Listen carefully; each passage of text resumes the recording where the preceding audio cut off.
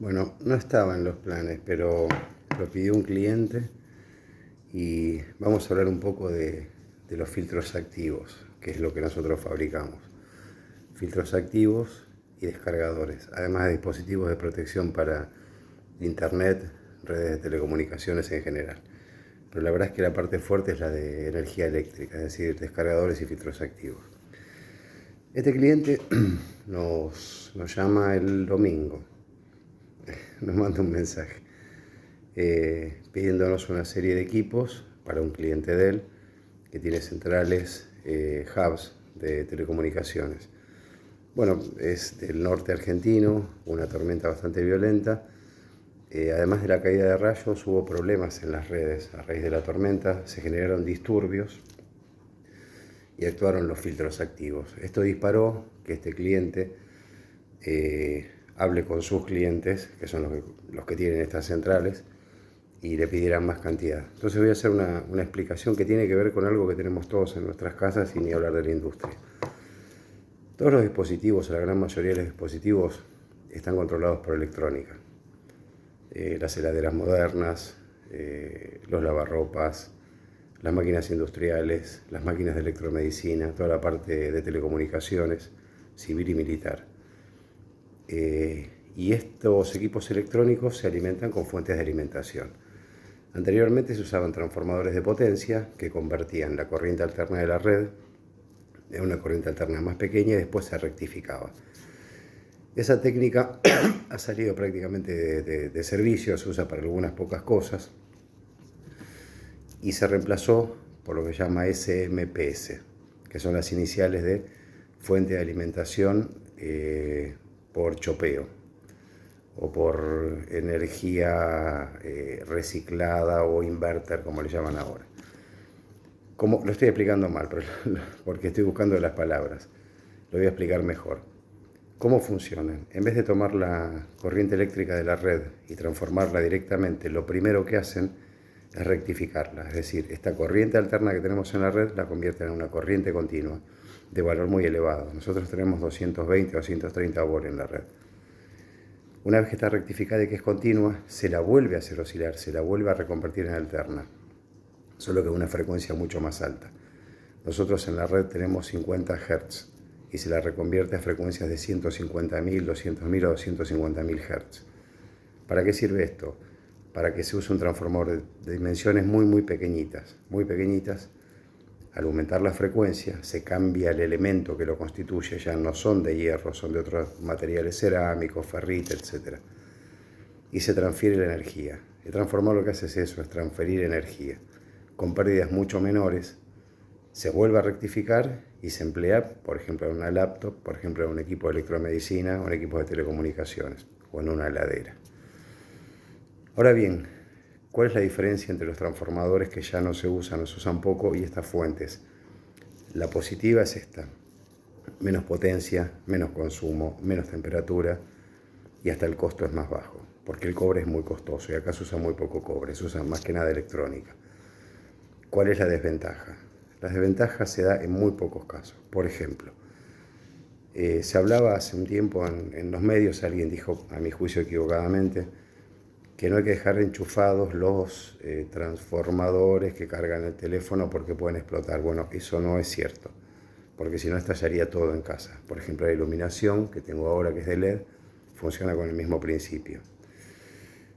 ¿Por qué pasa esto? ¿Por qué estallan cuando estallan? ¿Por qué se queman las cosas cuando se queman? Porque cuando hay una sobretensión, el transformador antiguo, el que transformaba los 50 Hz de 220 en 12 o 24 volt, absorbía esos disturbios que estaban en la red, esos picos. Estas fuentes de alimentación no tienen capacidad de absorber.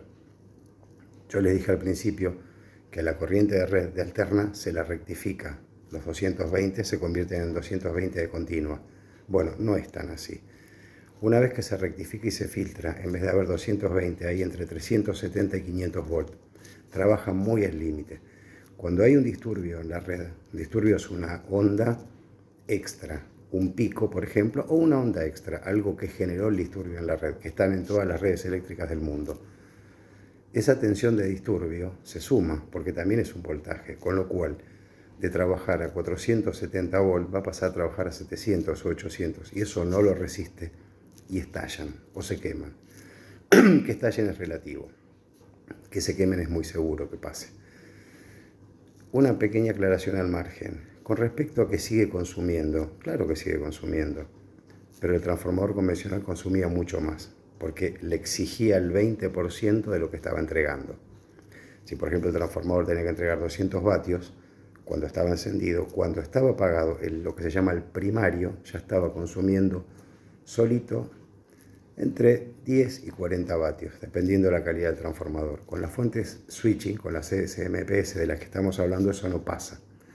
Pero sí pasa lo que dije recién, que con los disturbios aumenta la tensión interna y en vez de hacer lo que tiene que hacer, terminan estallando o funcionando mal hasta que terminan por romperse. Por ese lado sí te tomo esta de que podrían estallar, pero es relativo. Ahora bien, este cliente que se dedica a las telecomunicaciones se da cuenta, después de haber probado los filtros, que los tiene que usar en todos lados. Porque hay dos cuestiones que están en el medio. Una es asegurar los bienes que tiene y el otro es la vida humana. Si estas cosas se rompen y no hay nadie cerca, no pasa nada. Pero si estas cosas se rompen y están, por ejemplo, haciendo funcionar un sistema de electromedicina, van a tener un problema muy serio. En el caso de las telecomunicaciones, ni hablar de lo que es señalización ferroviaria, aérea. Así que la función que cumple es esta. Entre otras tantas, el filtro activo de línea lo que hace es evitar que esta parte negativa que tienen las fuentes switching, las SMPS, pasen a estos estados tan destructivos y tan desastrosos. Así que bueno, el cliente me pide que lo explique. No sé si fui claro, si no ya saben a dónde estamos, en las redes. Pero digo, el empleo hoy de filtros activos de línea es casi mandatorio. Bueno, no en la Argentina, en otros países sí.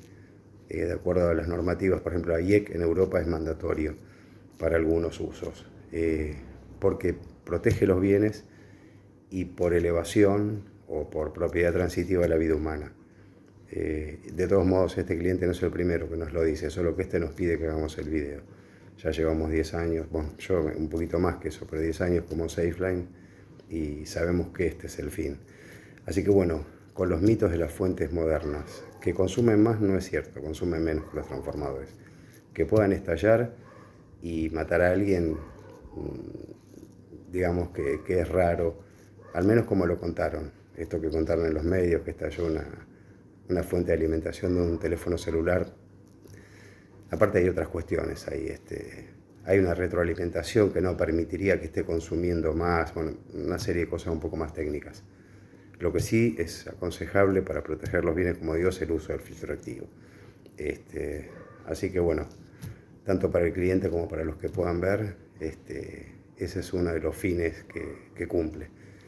Y en definitiva, no solamente lo que uno se ahorra en dinero de una rotura, sino que además baja el consumo eléctrico. Si el producto, en el caso de un sistema de telecomunicaciones, está funcionando correctamente y no está absorbiendo esas corrientes parásitas, que también es corriente, es un consumo de energía mínimo. Esto es para otro video, pero ya hicimos varias veces la explicación, tenemos un informe hecho.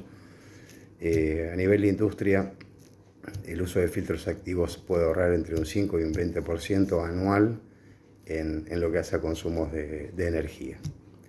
Gracias.